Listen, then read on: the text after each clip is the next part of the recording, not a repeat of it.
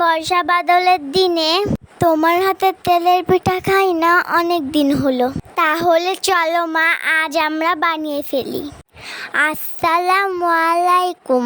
তেলের পিঠা বানানোর জন্য কুসুম গরম পানির ভিতর দিয়ে দেব 1 চামচ চিনি ও 1 চামচ সুজি।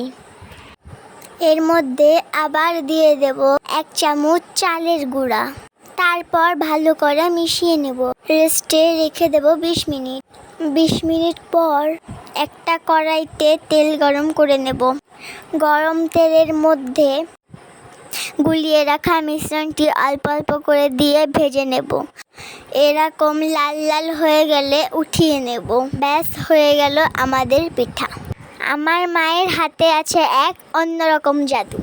এই জাদু যদি আপনারাও শিখতে চান তাহলে আমাদের পাশে থাকুন। আল্লাহ হাফেজ।